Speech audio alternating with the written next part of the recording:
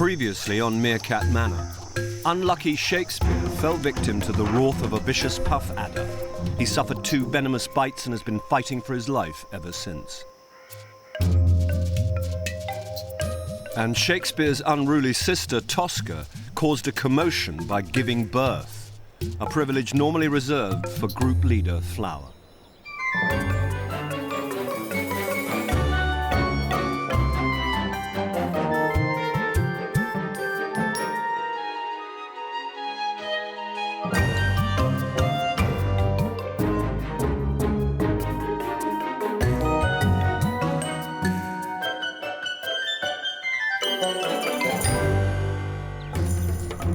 This 30-strong group of meerkats called the Whiskers are the masters of their 3-square-kilometre patch of the Kalahari Desert in South Africa.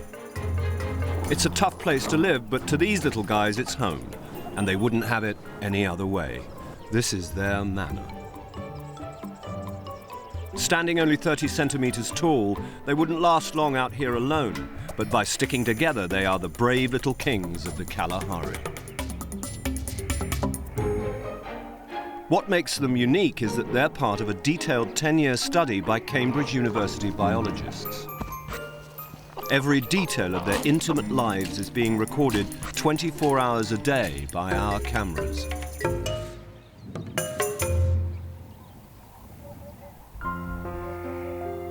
Shakespeare is suffering badly. It's 4 days now since he was bitten by a venomous puff adder, but the flesh-eating poison is still pumping around his body. He's very sick indeed, in great pain and partially paralyzed. Unable to feed for more than 2 days now, he's lost 1/3 of his body weight. If he doesn't eat soon, he's going to die. His 2 closest sisters, Mozart and Tosca, have got up early to look after their sick little brother. They're almost powerless to help, but what they can do is watch over him.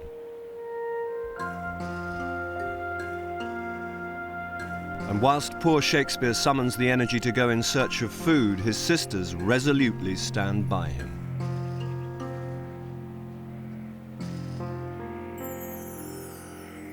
At last, with all the strength his little body can muster, this brave little meerkat sets off in search of food.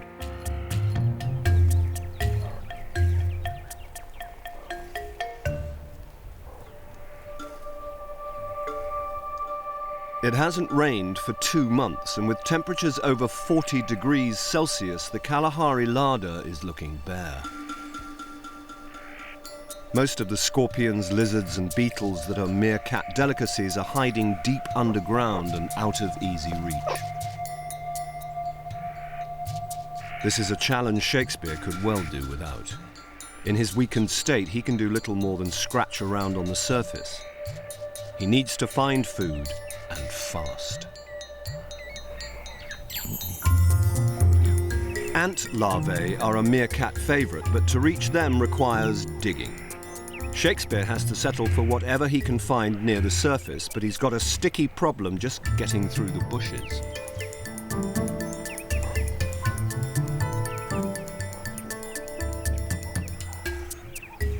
The ant larvae are just an hors d'oeuvre, and a chance find of a small beetle is hardly a main course.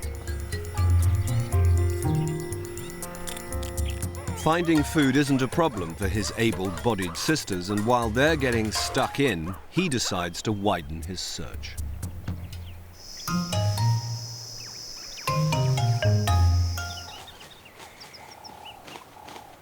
Back at the burrow, oblivious to Shakespeare's desperate search for food, the rest of the Whiskers have finally woken up and are busy with the morning's housework. While the subordinates get on with the chores, Flower and Zaphod take a bit of time out for some relaxation. Grooming reinforces their bond and helps get rid of itchy ticks and fleas. The breeding burrow is infested with biting insects because the Whiskers have been using it as a nursery for several weeks. While the dominant pair are otherwise engaged, an interested onlooker is jealously eyeing the happy couple. Meet Eucerian, a meerkat with a nervous disposition. He's Zaphod's younger brother, and at one time he used to be Flower's main man. That was before the fight, when Zaphod overthrew him and took his girl. Fate has never been kind to Yossarian. He's always had bad luck with the birds. It's believed that when he was a pup, he was snatched by a bird of prey who dropped him on his head. That's probably how he got the big scar above his left eye. He's not your average meerkat. He's been known to cause trouble. With the pampering over, Flower leads out the foraging party. As long as she keeps Yossarian under close watch, then he can't get up to too much mischief.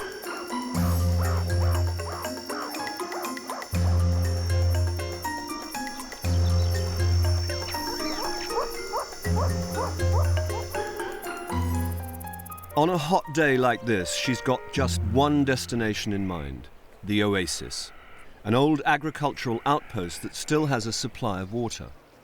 When the whiskers fancy a tipple, this is their favourite watering hole. Meerkats don't really like water. They get most of the moisture they need from their food, but on the hottest African days, a little liquid refreshment can be very welcome.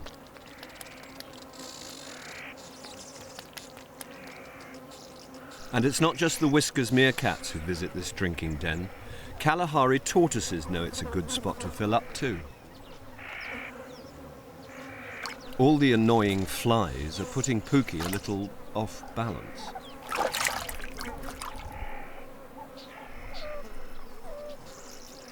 Fortunately, his buddies don't notice his embarrassing diving act.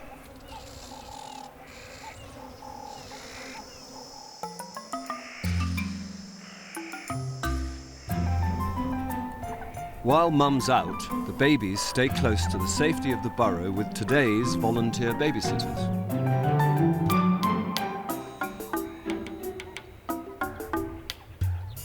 It's just 3 days since they first emerged from the burrow, and they're becoming quite a handful. The babysitters are patient. It's in their best interest to look after the boss's pups.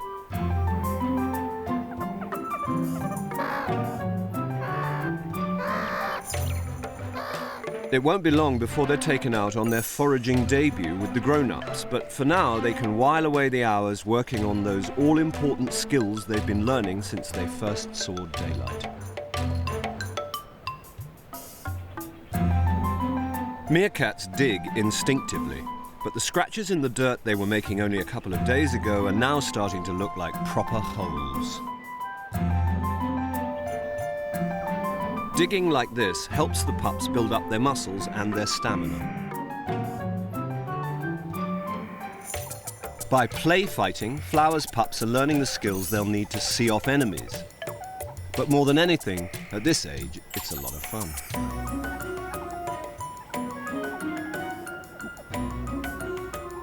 And there's always a babysitter like well-meaning Kinkajou to make sure things don't get out of hand.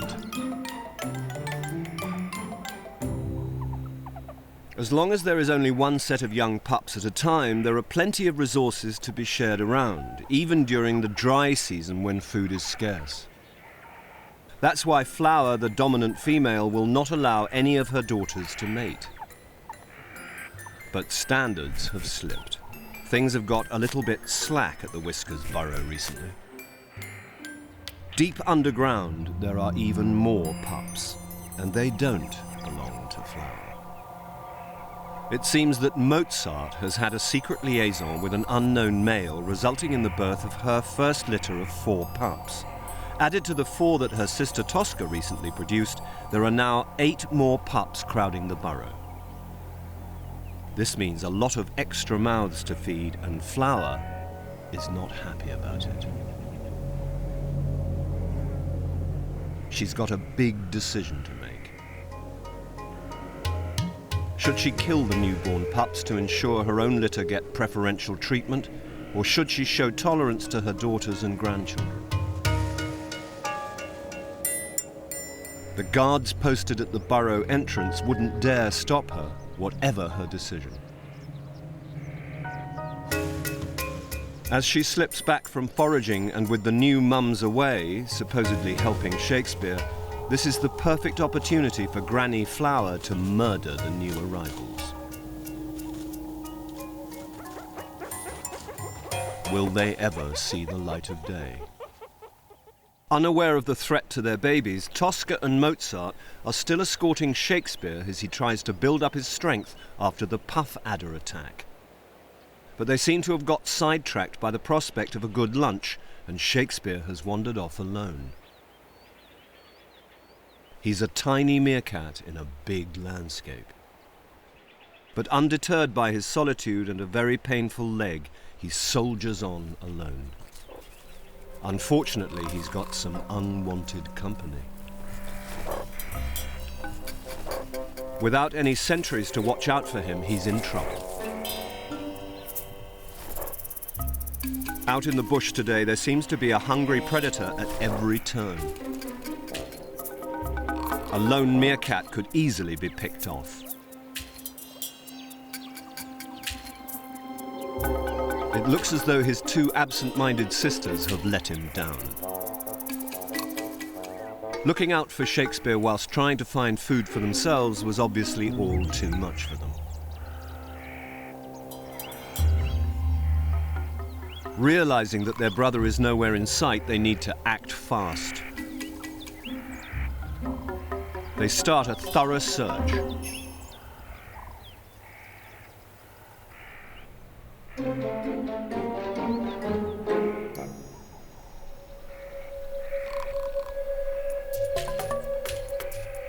There's a lot of ground to cover, and by applying their sentry duty skills, they make use of every vantage point.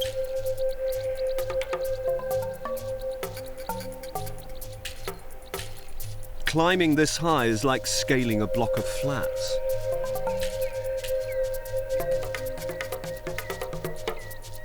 Eagle-eyed Tosca finally spots him in the distance. They're going to have to be quick if they don't want to lose sight of him.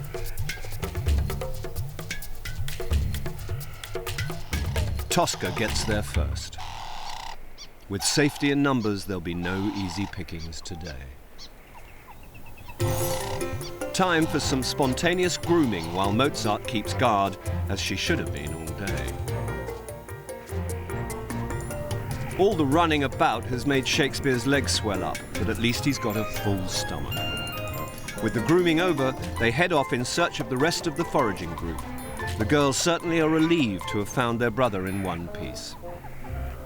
And he's relieved to be reunited with them, too.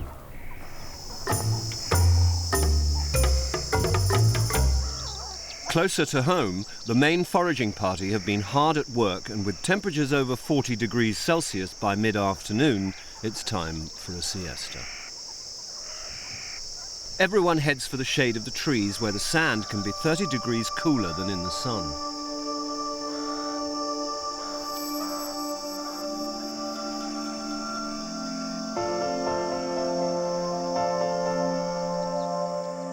All the animals in the Kalahari are waiting for the rains.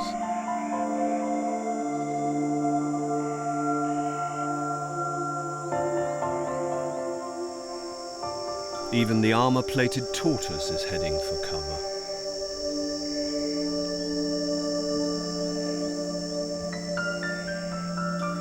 The whiskers meerkats lie on their bellies on the refreshingly cool sand. Their fur is such a good conductor of heat that it lets them chill out without sweating and losing vital water.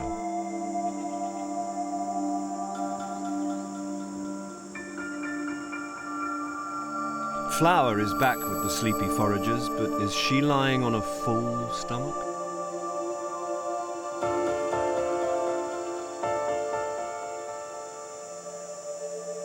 Even though it's snooze time, there's always a lookout on duty. Daisy is adopting a rather relaxed approach, but she's still vigilant. But with no threats in view, she can relax and dream of the cooling rains.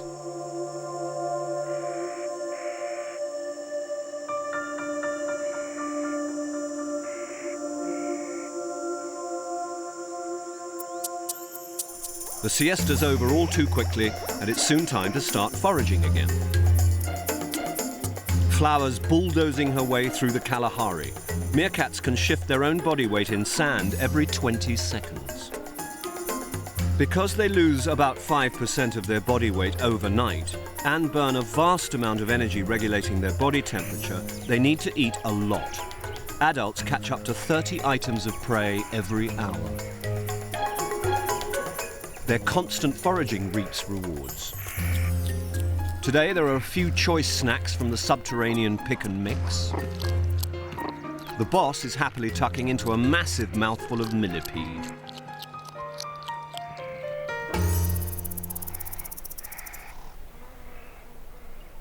As night falls, all of the foraging meerkats return to the safety of the burrow.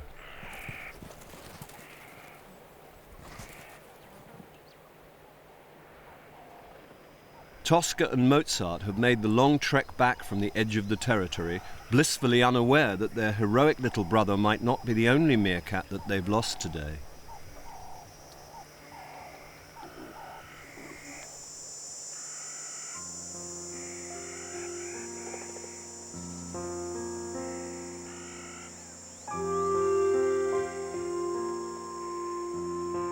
From the shadows of the burrow, some tiny figures emerge.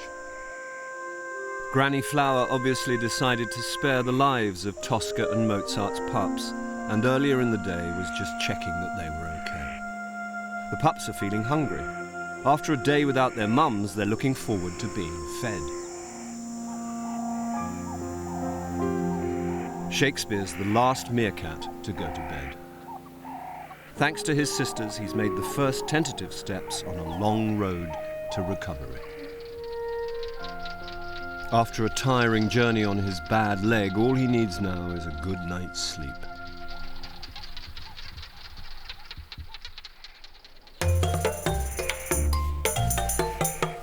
At sunrise, it's business as usual at the Whiskers Burrow. The sentries are posted, and Mozart and Tosca have spent a cosy night looking after their litters. The foraging group has already set off into the bush. Zaphod's obsessively scent-marking the Whiskers territory. As the lord of the manor, this is one of his most important jobs.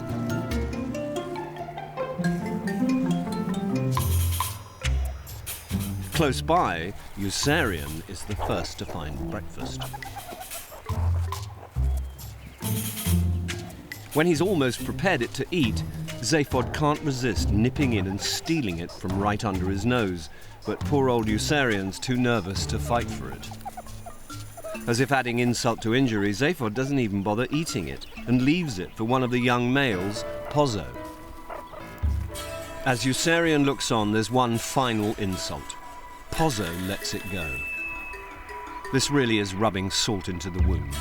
Humiliated by his brother, Usarian heads for home.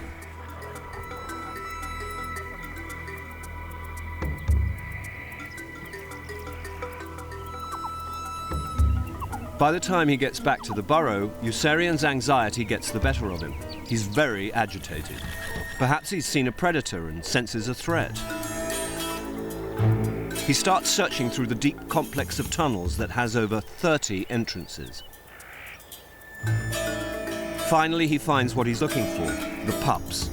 Unbeknown to everyone else in the gang, he seems desperate to save the babies from an unknown danger. Yet what he's doing is reckless.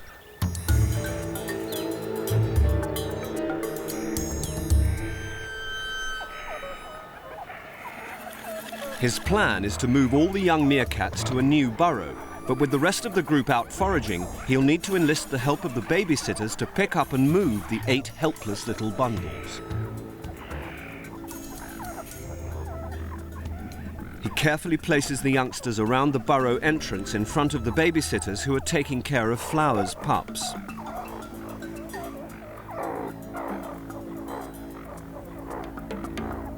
It's a shocking sight. Meerkat pups aren't normally brought above ground until they're at least 3 weeks old. Bringing them out from the safety of the burrow at this age could be disastrous.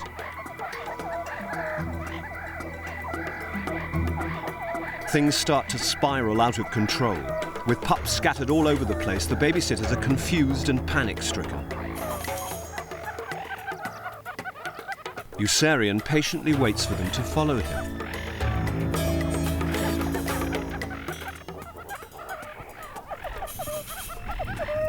The poor babysitters can't decide whether they should stay with Flower's pups, which have been their priority all day, or try to save their tiny relatives.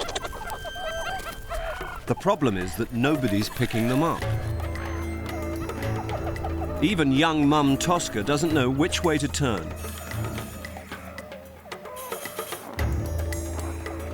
And leaves her own pup lying in the dirt. The rest of the pups aren't faring much better.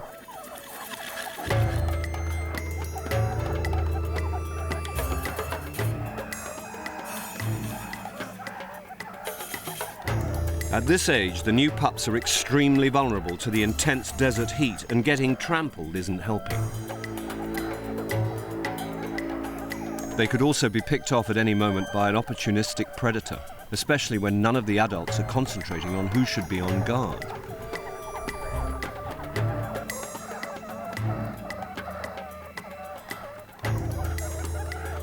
Being blind, they've got no chance of finding their way back to the burrow on their own.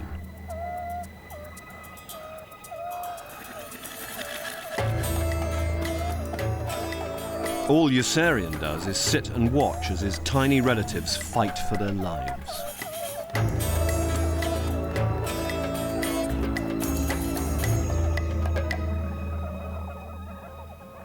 In the chaos, the tiny and almost blind pup that Tosca left behind is separated from the group.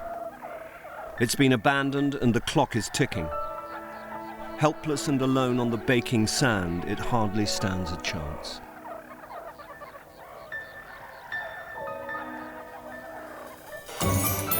In the next episode of Merkaat Manor, find out if Usarian pulls off a successful burrow move, or will it end in tragedy.